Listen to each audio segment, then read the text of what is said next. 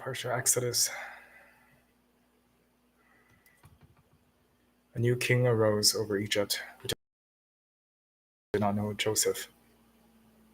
Rabbi Abba opened, "Happy are you who sow by all waters, who let loose the feet of the ox and the donkey.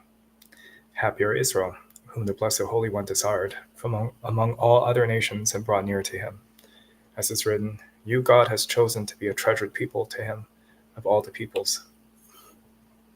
And similarly, for God's share in his people, Jacob is allotted inheritance. Israel cleaved to the Blessed Holy One, as is written, you cleaving to God your God are alive, every one of you, today. Therefore they are worthy before him, because they sow above all waters. What does this mean, above all waters? That they sow righteousness. And of one who sows righteousness is written, for your love is high unto heaven, above all waters, as is written, for your love is higher than heaven, higher than heaven. This is above all waters that is coming, and Israel sow seed above all waters.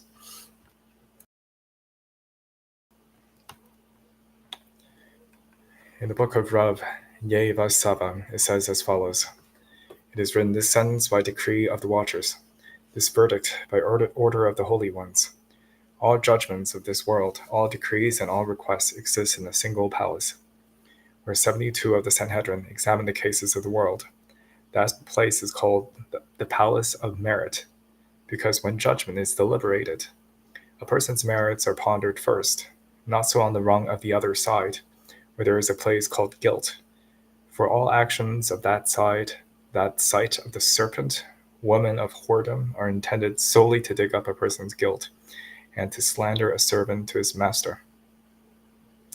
So this is quite a poignant verse in the Zohar, and it harkens back to the idea that understanding and elaboration is symbolized by a house.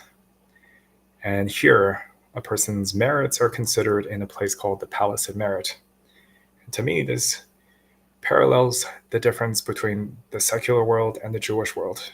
In the Jewish world, a person is encouraged, a person is supported, and there is much more mercy than there is in the secular European world. In the secular world in general, there is a lot of condemnation and shaming, a lot of narcissistic rage for people who don't fall into line. Everything and anything can be used to discern guilt. But that's not the way of the Torah. The Torah does not depend on circumstantial evidence.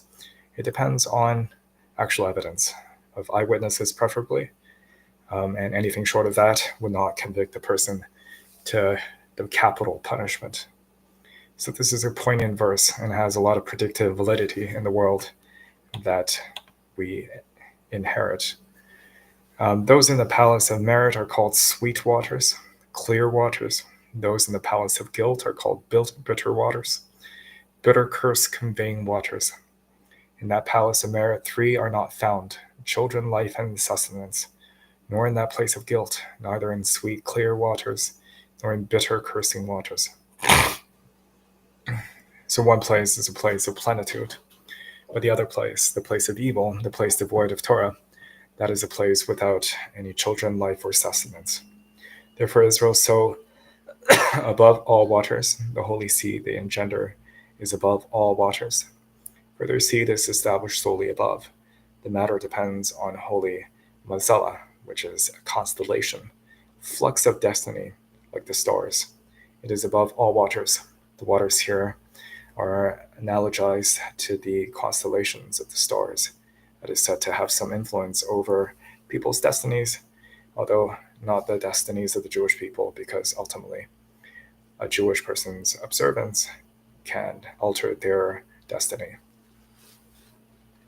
Who drive away the feet of the ox and the donkey, for they possess nothing of that evil side, expelling all evil portions and cleaving to the good side of all supernal holiness. When ox and donkey couple as one, they become 2 evil demons. So there is a point in Jewish law that oxes and donkeys are not to be latched together when they are being made to work. And here it explains the spiritual implications of why you shouldn't lash an ox and donkey together. For one, it betrays God's will, but for the is a combination of undesirable forces. Ox is judgment, cling to the side of holiness. Couples with him, they become two evil demons of the world. Shimon contain the potency of harsh judgment, and when they couple as one, the world cannot endure. This is an allusion to Shimon and Levi, who destroyed the town of Shechem for the rape of their sister Dinah. Therefore, do not plow with an ox and donkey together. And so Jacob sent this message to Esau. As is written, I have acquired ox and donkey, and if Jacob had not humbled himself.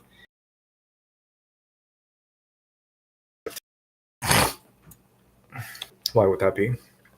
In this verse, the idiomatic who let loose, letting these animals range freely.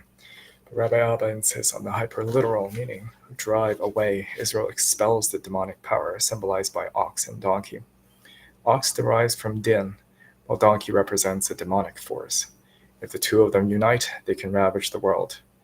And commentators like the Rizal said that if the European people and the Islamic people were to unite, they would ravage the world.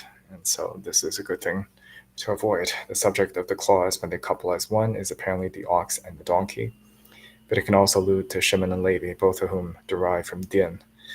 On their violent nature and combined threat, here are the sources. Here, the symbolism is made clearer by Shimon being identified with the sign of the bull. And Esau is also usually understood as the bull of Caesar. Perhaps the command in Deuteronomy against plowing with an ox and donkey is understood as a warning not to simulate the union of two dangerous forces. Jacob's message to Esau implied that he had mastered sorcery, but then he humbled himself before Esau by bowing 7 times. So his message, whatever that may be, is an illusion that he had power. I've acquired ox and donkey, the powers of destruction, but he decided not to use it. Come and see, all nations of the world and all kings of the world are empowered, only on account of Israel. Egypt did not rule over the whole world until Israel came, entering exile. Then they overwhelmed all nations of the world. Babylon overpowered all nations of the world only so that Israel would be exiled among them. Edom overpowered all nations of the world only on account of Israel, so that they would be exiled among them. For these nations had been subdued by other nations and were lower than all of them. But on account of Israel, they became powerful. So this idea of the immense fear of Esau, it seems to be quite interesting. But here, all the nations of the world and the kings of the world are empowered on account of Israel. This is the idea that Israel's divine emanations, through their cleaving to God, serves as a blessing to the people around them. And indeed today, one can say that the success of America might depend on the Jews. But now we're in a period where Jews are condemned as the problem, specifically the nation of Israel, the state of Israel. And that could be problematic for the entire, so it's definitely a period to watch out for. Egypt has this written, out of the house of slaves. They're called slaves, literally because the Egyptians were subservient among other nations. Babylon, as is written, behold the land of the Chaldeans, this people no longer exists. Edom, as is, behold, I make you least among the nations, you're utterly destroyed. So again, I think it relates quite well with the idea of the narcissist versus the empath. The empath is usually the person who's more vulnerable and who is taken advantage of by the narcissist for narcissistic supply, for admiration, money, or whatever else. And when the empath leaves, it usually results in an angry outburst by the narcissist. The narcissist would act as if the empath is not necessary and totally dispensable. The reality is far from the presentation, and much of the world hangs around people who are oppressed, people who work in factories, people who work in very dire conditions. In fact, these are some of the people who are holding up the world with their bodies. Though they're often despised, are gain their riches. And so this is an allusion to the Jewish people, but also to oppressed people in the world. But in particular, there is a special power to Israel. All of them obtained power only on account of Israel. For when the people of Israel were in exile among them, they immediately overwhelmed all nations of the world. Why? Because Israel alone corresponded to all nations of the world. Once again, it seems like my interpretation is apt because Israel actually corresponds to the nations of the world, but perhaps to particular elements of the nations of the world. When Israel entered exile, Egypt was immediately elevated. That is, when Israel entered into Egypt, Egypt was immediately elevated in power over all other nations. One can make the same argument about America, that as soon as the Jews entered into America, en masse, America became elevated. As is written, a new king arose over Egypt, arose. They were raised, for the princely authority of Egypt was empowered and rose. Granted dominion over all the other nations, for first dominion is given to that prince above, and then to the nation below. Therefore a new king arose over Egypt, their prince, new, for until that day he had no dominion over all other nations. And now he was raised to rule over all nations of the world. Then was fulfilled, at 3 things the earth trembles, a slave becoming a king. Rabbi Chia said, 30 days before a nation rises to power or is overtaken by a calamity on earth, that event is proclaimed in the world. Sometimes it is transmitted through the mouths of children, sometimes through people who have no sense, and sometimes that word is transmitted through the mouths of birds who announce it to the world, yet no one notices. So prophetic power apparently is found in quite a few places, and people who unwittingly have a sense, but this is not tangible to the conscious mind. When the nation is virtuous, that word is transmitted to righteous leaders of the world. So some people can see, some people can understand, and they're the righteous leaders of the world. Righteous being an operative term, because it seems like righteousness is a prerequisite for consciously grasping what is unconscious, so that it will be revealed to them and they can return to their Lord. When they're not virtuous, then, as we have said, that it would only be known by the creatures of the earth. Rabbi Lazar was sitting at the gateway of the gate of Lida along with Rabbi Abba. Rabbi Yehuda and Rabbi Yossi said, I will tell you what I saw this morning. And rising with a light, I saw a bird flying, rising 3 times, descending once. It called out, lofty, lofty ones, soaring to the right through the skies. 3 upright princes ruling over earth. One sitting who is not sitting, passed through blazing fire, his vitality eliminated, his dominion disappearing. 3 pillars, supernal rulers, poised over the world. I projected at that bird, exclaiming, Bird, bird, tell me, that one whose vitality is eliminated, and those rulers poised over the world, who are they? From its right wing it cast these 3 arrows towards me, from its left wing 1, and I don't know what is being hinted. Rabbi Lazar took them and inserted them into his nostrils. Blood issued from his nostrils. He said, surely 3 ruling nations stand poised over the world. They're on the side of the Romans and are destined to impose evil decrees upon Israel. He took the arrow of the left wing, smelled it, and black fire issued from it. He said, the dominion of Egypt has been eliminated, and one Roman king is destined to pass through the whole land and appoint shield-bearing princes to Egypt, destroying building and erecting buildings. Rabbi Lazar threw them to the ground. Those 3 fell on the one from the left. While they were sitting, a child passed by reciting an utterance concerning Egypt. See, God rides on a swift cloud, and he is coming to Egypt. The godlings of Egypt will tremble before him, and the heart of Egypt melt within it. A second one, his friend, passed by and exclaimed, the land of Egypt will be a desolation. A third, his friend, passed by and exclaimed, the wisdom of Egypt will perish.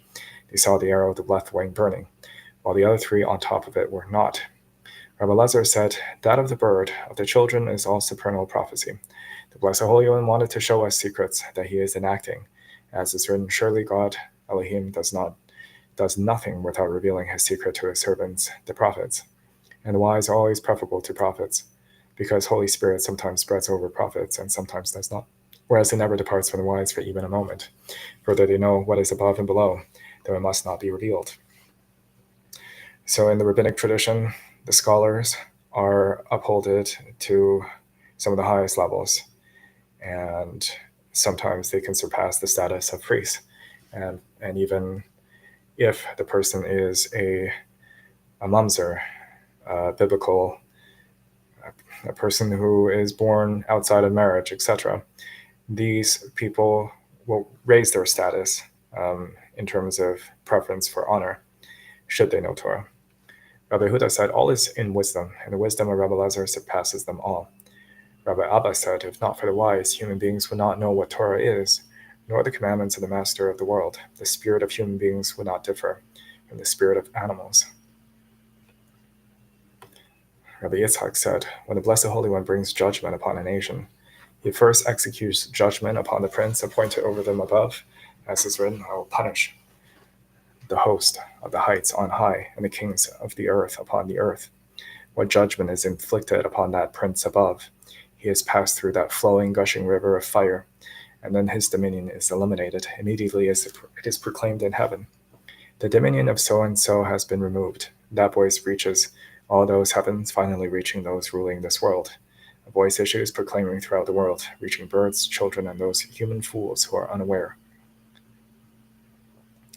Well, it harkens back to something synchronistically in my life where there may be a necessity to topple certain unjustified authorities in my own life. But here, what judgment is inflicted upon that prince above seems to be the thing that is sentenced first, because there is an angel above all that exists, from the blade of grass to nations. And it is that angel who is first punished. And perhaps what is being punished right now is, well, they are the people on the left, that they are about to be ruled over by someone they despise, Donald Trump. He had passed through the flowing, gushing river of fire, and then his dominion is eliminated. Well, it's been many, many years since I took up the fight against what I saw as narcissistic influences of the left. And that's been challenged again and again. No, it's not all good. I think there are things that the left does very, very well, but it still contains the racism and the classism and a lot of the biases and a lot of the narcissism, a lot of the power orientation that it is rightly criticized for. Is it possible to remove that from a movement which has so much good? I'm not sure. I'm not sure that's even possible. What we can do is learn Torah, which combines the opposites. It is immediately it is proclaimed that heaven, the dominion of so-and-so has been removed. A voice reaches all those heavens, finally reaching those ruling this world. A voice issues proclaiming throughout the world, reaching birds, children, and those human fools who are unaware. Well, this should be the final one. A new king arose over Egypt who did not know Joseph. Rabbi Chia said, a new king, really, for he innovated decrees that no other kings had issued previously, who did not know Joseph. All the goodness that Joseph performed in the land of Egypt, as is written, Joseph brought all the silver to the house of Pharaoh, and how he sustained them in the years of famine. All of this he failed to remember, pretending not to know. Well, that's what happens when you deal with a narcissist, and sometimes a person may not have a choice in the matter, but it is always something to be on the lookout for when entering into a new relationship. A person may have problematic features that, even though they have benefits in the present, it doesn't mean that they will not undermine you in the future. The Torah usually admonishes us to be gracious and show gratitude. And even though Egypt oppressed the Jewish people, there are admonitions that the Jewish people should not be overly harsh to the Egyptian people. But here Joseph performed in the land of Egypt This, in fact, has been corroborated by certain archaeological evidence that there is actually a canal, a man-made canal that is named after Joseph, and it is near the place called, I think, Avaris. More research on the matter can be found through the researcher David Rohl, spelled Rohl. But to conclude, we started off with prophecy, the prophecy that is granted especially to the righteous. And we continue to a very occultic method that one of the sages used to define the future. In particular, it is the future of rulership. That rulership apparently may be known by people who are not so consciously intact. They may be much more attuned to their unconscious faculties, people like children or people who have perhaps intellectual disabilities. And so there is one way to attain this, and this is through righteousness and through the Torah's instructions. And finally, it ends with Joseph, that sometimes dominions are removed, and human dominion certainly does not last forever. Perhaps it's one of the core teachings of the Torah, according to the current Prime Minister of Israel, Bibi Netanyahu, that the text of the Bible is revolutionary in that it does not attribute ultimate dominion to kings. In that sense, it is revolutionary.